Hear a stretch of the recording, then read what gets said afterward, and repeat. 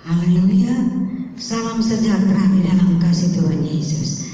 Selamat pagi, selamat kita berjumpa kembali. Sebelum kita mendengar firman Tuhan, mari kita berdoa. Tuhan Yesus, kami membuka hati kami untuk mendengar kebenaran firman-Mu, supaya kebenaran firman Allah yang berasal dari Alkitab menjadi sumber kehidupan dalam hidup kami. Hamba-Mu yang akan menyampaikan firman-Mu, Kau pinjam bibir lidah kami, supaya kami dapat menyampaikan isi hati-Mu Tuhan. Dan jemaat-Mu Tuhan boleh mendengarkan dan memberikan satu kekuatan dalam kehidupan kami. Terima kasih Tuhan Yesus. Haleluya. Amin. Puji nama Tuhan. Saudara-saudara, pada pagi ini judul khotbah saya sumber kehidupan. Ayat acuannya di dalam Amsal Sulaiman pasal yang keempat ayat 23 yang berbunyi demikian.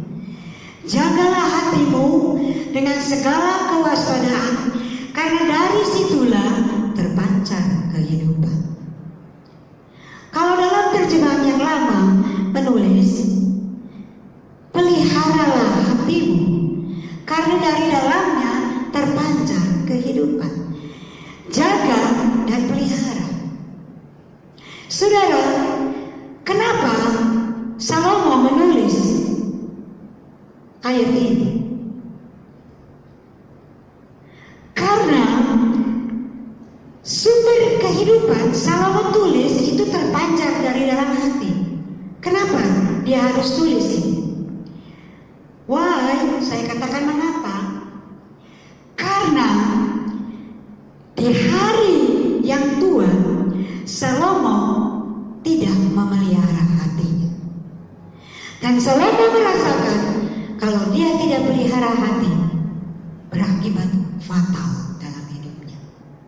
Dan memang benar saudara, Raja Salomo yang terkenal dengan yang berhikmat dan luar biasa, tetapi di akhir hayatnya hatinya menjauh dari Tuhan. Karena apa? Kalau di dalam kitab Raja-Raja pasal yang ke-11 itu menulis tentang akibat Salomo mencintai perempuan-perempuan asing, sehingga hatinya tidak lagi segenap hati mencintai Tuhan.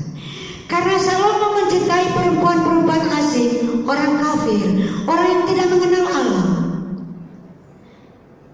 Perempuan-perempuan inilah yang menjauhkan hati Salomo dari Tuhan.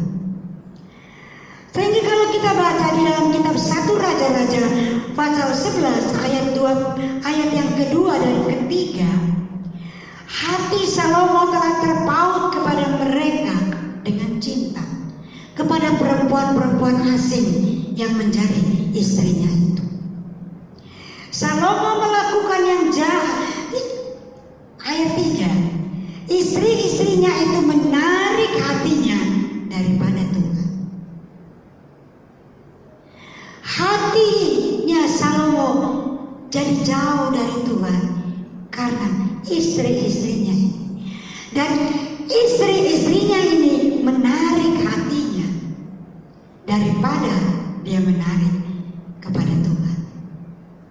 Sehingga ayat 6 berkata, Salomo melakukan yang jahat di mata Tuhan, dan ia dengan sepenuh hati tidak mengikuti Tuhan lagi. Karena hatinya sudah dicondongkan oleh istrinya kepada ilah-ilah lain, sehingga Allah murka.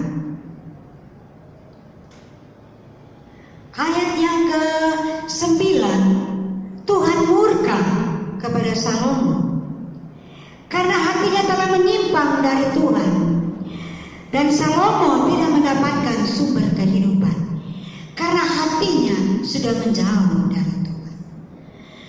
Karena dalam kehidupan Salomo tidak punya lagi sumber kehidupan, yaitu firman Tuhan.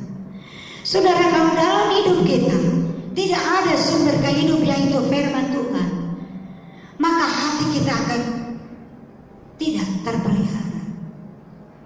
Sebab itu biarlah kita mau ambil firman Tuhan ini menjadi satu bacaan yang favorit dalam hidup kita. Biarlah bacaan Alkitab ini menjadi satu bacaan yang nomor satu untuk kita baca. Favorit tadi saya katakan. Boleh kita membaca bacaan yang lain, ilmu pengetahuan yang lain boleh. Tetapi Alkitab inilah yang menjadi favorit dalam hidup kita. Karena ini adalah sumber kehidupan. Kalau kita tidak membaca Alkitab lagi, hati kita tidak dipenuhi dengan kebenaran firman Allah, maka akan terjadi hal-hal yang buruk dalam hidup kita.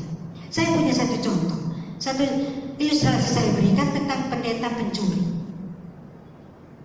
Ya, ada sepasang suami istri mengadakan jamuan makan ucapan syukur dengan mengundang pendeta. Hari yang ditentukan datanglah pendeta. Mereka sudah menyiapkan makanan, hidangan. Satu hal yang sangat penting lagi, di samping hidangan, di atas meja ada sebuah Alkitab.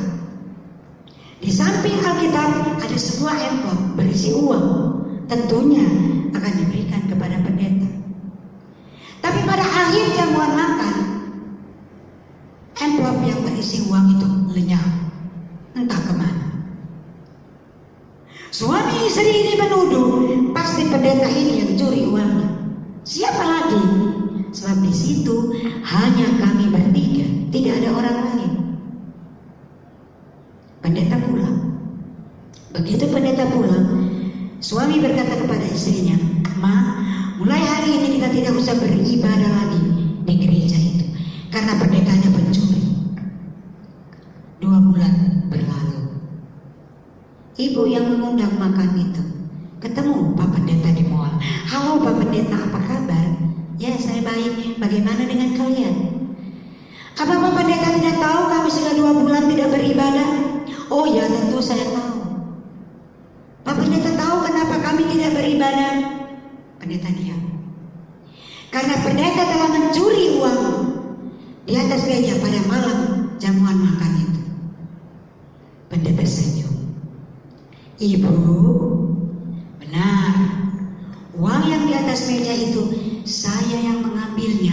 Tetapi saya mengambil amplop yang berisi uang itu, saya masukkan ke dalam Alkitab yang ada di sampingnya, supaya amplop itu tidak tertumpah saus yang jatuh." Kaget ibu ini. Dia pulang, bilang sama suaminya. Mereka membuka Alkitab. Benar, amplopnya ada di situ dengan uang yang berisi 50 euro. Hati mereka jahat, telah menuduh pendeta itu penipu. Akibat dari apa? Tidak pernah baca Alkitab. Mereka bisa pajang Alkitab, tapi tidak pernah dibaca. Bayangkan saudara, selama 2 bulan Alkitab mereka tidak pernah dibuka. Padahal masuk pendeta itu, kalau dia taruh amplop itu di Alkitab, pasti besok mereka baca, pasti mereka menemukannya. Tapi ternyata 2 bulan mereka tidak pernah membaca Alkitab. Luar biasa. Tapi saya tahu sidang jemaat tidak demikian. Tiap hari kita selalu baca pasal demi pasal. Amin. Haleluya. Sebab itu saudara-saudara, kalau kita tidak membaca Alkitab yang menjadi sumber kehidupan, itu yang membuat hati kita penuh dengan segala macam yang tidak baik. Ada banyak orang membawa Alkitab, punya Alkitab, tapi tidak pernah dibuka, tidak pernah dibaca. Akibatnya seperti itu. Sebab itu saudara-saudara, bagaimana kita dapat memelihara hati kita? Saya masuk pada inti khotbah saya. Bagaimana kita bisa memelihara hati kita? Karena hati kita sumber kehidupan. Mari kita selalu membaca firman Tuhan. Tentu saudara berkata, baca firman Tuhan itu dari Kejadian sampai Wahyu. Benar. Sumber kehidupan Alkitab itu dari Kejadian sampai Wahyu. Tapi saya akan memberikan dua pelajaran kepada saudara, atau dua pengertian untuk supaya kita dapat memelihara hati kita sebagai sumber kehidupan dengan kebenaran firman Tuhan. Yang pertama, apa yang harus kita lakukan, harus kita jalani? Kita harus tunduk kepada Allah. Tunduk dengan suka membaca firman Tuhan. Kata tunduk itu artinya melaksanakan seluruh perintah Allah dan menjauhi kejahatan. Itu arti dari tunduk. Melaksanakan seluruh perintahnya dan menjauhi segala larangannya. Itu kata tunduk. Kata tunduk itu mencakup banyak hal, termasuk setia, taat. Banyak orang yang dipanggil, tapi sedikit yang terpilih. Apalagi setia. Kalau tunduk itu mencakup semua hal itu.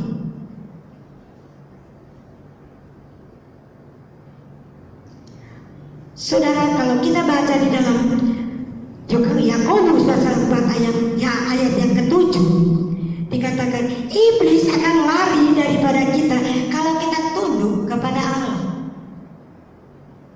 Yaitu dengan kata lain apa? Hidup kita, hati kita dipenuhi dengan sumber kehidupan, maka iblis akan lari. Tapi kalau di saat kita tidak tunduk lagi, kita tidak tunduk kepada kebenaran firman Allah, maka iblis mengambil tempat dalam hati kita. Maka kita akan membuat satu pelanggaran, dan pelanggaran itu fatal yang mengakibatkan kemuliaan, keselamatan hilang dari hidup kita. Saya punya contoh. Saya berikan contoh bagi saudara di dalam Alkitab tentang Raja Saul. Raja Saul ini raja yang dipilih oleh Allah untuk menjadi raja yang pertama pada bangsa Israel. Tapi sayang, Salomo tidak tunduk pada perintah. Kalau kita baca di dalam 1 Samuel pasal 15 ayat yang pertama sampai 23, saya tidak baca, tapi itu kisahnya tentang Salomo tidak tunduk pada apa yang difirmankan. Allah berfirman kepada Samuel, katakan kepada Salomo, maju perangi bangsa itu dan kalahkan semua sampai rajanya kau bunuh, binatang-binatang semua kau tumpas. Tetapi Saul hanya memilih yang ditumpas yang jelek-jelek. Raja pun tidak dimungkin mati. Dia tidak tunduk kepada perintah. Dan Tuhan murka, Tuhan marah melalui Samuel. Akibatnya Saul dan keluarganya tidak ada satu yang menjadi raja. Hilang kemuliaannya, diganti dengan orang yang lebih layak. Itu karena tidak tunduk. Walaupun menurut Saul hanya yang kecil, katanya mengikuti kemauan dari rakyat, sampai dia tidak tunduk, mengakibatkan fatal dalam kehidupan. Jadi saudara, kalau kita tidak tunduk kepada kebenaran firman Tuhan, berakibat fatal dalam hidup kita. Nah, saya juga akan memberikan contoh satu tokoh dalam Alkitab yang tunduk kepada Allah di tengah kondisi yang sangat mencekam, kejahatan manusia yang bertambah-tambah, yang luar biasa. Di waktu itu didapati seorang yang sangat setia yang bergaul dengan Allah. Orang itu bernama Nuh. Dalam kitab Kejadian pasal 6, mulai ayat yang pertama saudara bisa baca tentang kejahatan manusia. Tetapi kejahatan manusia yang luar biasa itu masih didapati seorang yang bernama Nuh. Ayat 9 berkata, Nuh adalah orang yang benar dan tidak bercela pada zaman. Ya, Nuh itu hidup bergaul dengan Allah. Bapak Ibu Saudara, kalau kita baca, Nuh itu diperintahkan oleh Allah Nuh buat bahtera keselamatan, buat bahtera yang besar, panjangnya sekian, tinggi, semua ukuran Allah yang tentukan. Secara akal manusia, Nuh ini ditertawakan dan mungkin gak masuk akal. Karena apa? Buat bahtera di atas gunung. Karena waktu itu orang tidak pernah berpikir karena akan terjadi hujan 40 hari, 40 malam. Tetapi kalau kita baca kisahnya, Nuh melakukannya semua dengan setia. Sampai Nuh melakukannya dengan baik dan benar. Nuh hidup benar, ditugaskan Allah menurut membuat bahtera dan dia lakukan semua dengan baik. Nuh tetap tunduk kepada Allah, sehingga kemuliaan dan keselamatan itu ada dalam keluarga Nuh. Nah, saudara-saudara, dari kisah ini kita melihat tunduk itu memang sangat sulit, tapi endingnya kebahagiaan. Mungkin kita sebagai anak Tuhan dalam perjalanan hidup kita, kalau tunduk pada kebenaran firman Allah itu mungkin sulit. Tetapi dalam kitab 1 Yohanes berkata, firman Allah itu tidak berat. Yang membuat berat itu adalah hati kita yang kadang-kadang tidak mau tunduk kepada kebenaran firman Allah. Tetapi kalau hati kita dipenuhi dengan kebenaran firman Allah, maka di sana ada sumber kehidupan, maka kita dapat tunduk kepada Allah. Dan kemuliaan dan keselamatan menjadi bagian kita. Bapak Ibu Saudara ini sekarang coba, kalau saudara ingin tidak kena corona, coba saudara harus apa? Tunduk pada protokol kesehatan. Keluar rumah pakai masker, tidak boleh berjabat tangan, menjaga jarak, di ibadah pun demikian, datang ke gereja pun demikian. Karena apa? Untuk menghindari jangan terinfeksi virus corona. Karena kita ingin selamat, kita ingin hidup kita tidak sakit, kita tunduk pada peraturan. Kalau ingin hidup kita berbahagia untuk hidup sekarang dan hidup akan datang, mari kita tunduk pada kebenaran firman. Walaupun sulit, tetapi firman Allah itu sebenarnya tidak sulit. Kalau hati kita penuh dengan firman Allah yang menjadi sumber kehidupan, maka kita dapat lakukan perintah Allah dengan baik dan benar. Nah saudara, karena itu berguna untuk hidup sekarang dan hidup yang akan datang. Tunduk. Yang kedua, kita harus dipenuhi Roh Kudus. Kalau kita tunduk kepada Allah dan tidak dipenuhi Roh Kudus, satu kali kita akan berontak, satu kali kita akan melawan, satu kali kita akan bosan. Tapi kalau ada Roh Kudus itu memberikan kekuatan kepada kita. Roh Kudus menghibur kita. Roh Kudus memproteksi hidup kita. Roh Kudus memberikan kita jalan keluar. Roh Kudus mengingatkan kita di saat kita lemah. Roh Kudus mengingatkan firman-firman Tuhan yang sudah kita dengar. Jadi kita perlu tunduk dan kita harus dipenuhi Roh Kudus. Saudara, kalau kita lihat murid-murid Yesus, 12 murid Yesus yang disebut rasul. Mereka 3 tahun setengah semua mengikuti, melihat perbuatan, keajaiban, mujizat yang Tuhan lakukan. Tetapi apa yang terjadi? Pada waktu Yesus ditangkap dan akan disalib, mereka semuanya meninggalkan Yesus, menyangkal Yesus, pulang. Tidak mau lagi menjadi anak Tuhan, anak murid Yesus. Tetapi pada waktu mereka dipenuhi dengan Roh Kudus, wow, luar biasa. Ada yang dipanggil di ranjang batu, tetap tidak menyangkal Yesus. Petrus berkhotbah, 3.000 orang bertobat. Ya, banyak murid-murid Yesus dipakai Tuhan karena mereka dipenuhi dengan Roh Kudus.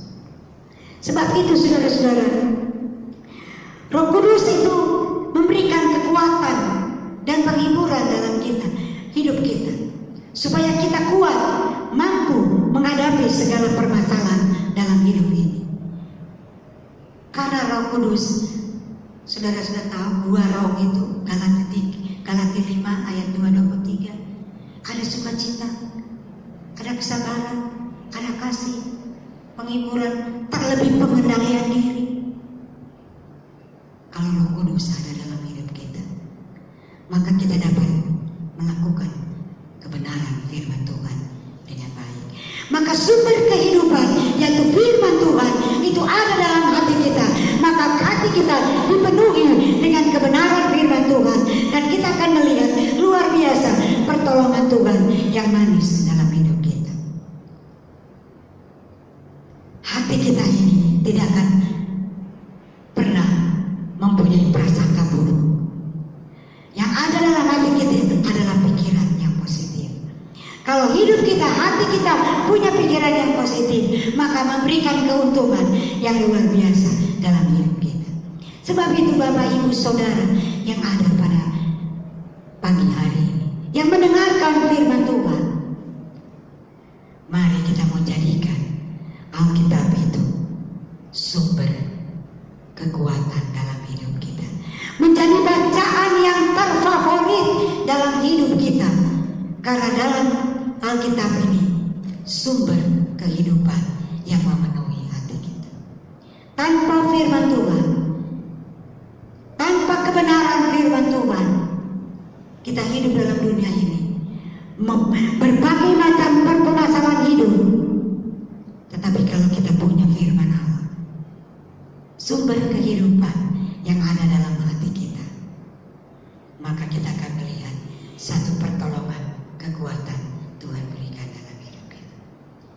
Saya akan akhiri ibadah saya, khotbah saya ini dengan satu pujian yang menjadi pujian yang selalu saya nyanyikan. Peganglah tanganku Roh Kudus setiap hari, ku tak dapat jalan sendiri tanpa Roh-Mu. Bawalah diriku kepada segala kebenaran, agar ku tidak tersesat mengikuti jalan-Mu. Terima kasih Bapa dalam surga. Biarlah kebenaran firman Allah yang kita dengar bersama. Alkitab itu adalah sumber kehidupan dalam hidup hati kita. Tanpa Alkitab dalam hati kita, maka tidak akan terpancar kehidupan yang benar dalam hidup kita. Tetapi kalau kita mau tunduk kepada Tuhan dengan pimpinan Roh Kudus, maka kita akan melihat luar biasa pertolongan jamahan Tuhan, kemuliaan Tuhan, keselamatan Tuhan menjadi bagian kita hari ini sampai selama-lamanya. Terima kasih Tuhan.